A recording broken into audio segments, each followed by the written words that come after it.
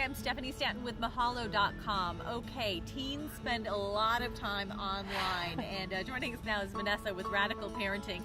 Once again, how do we connect with our teenagers without online, without the internet? Yes, so technology I think is a great thing, but it's also interfering a lot with sort of engaging your kids and having offline relationships with them. So especially parents always tell me, my kids cannot put down their cell phone when they're texting under the dinner table. So I think the first thing is to bring the lines back into the home. And the way I always recommend doing this is to actually have technology-free zones in your home. For example, in mine, our dining room was technology-free. So we had a little basket outside the dining room, and everyone would drop their cell phones in the basket before sitting down to dinner.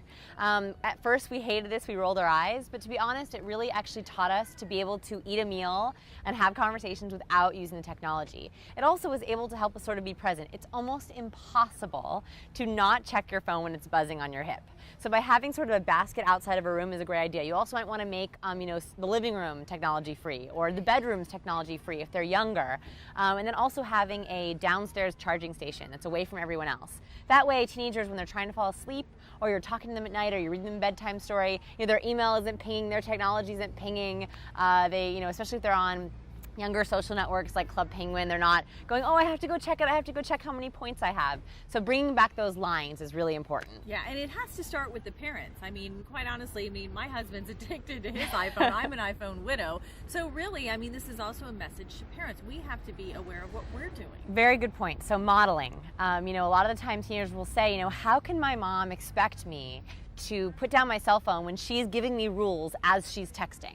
Or she texts me when dinner's ready. How can I, not use my cell phones or not be online when she does that? So I think modeling is a really important thing. I also think, getting them engaged in activities that they love offline anyway. So for example, if you're planning a family vacation, planning that together so that they're more inclined to actually participate once they're on the vacation.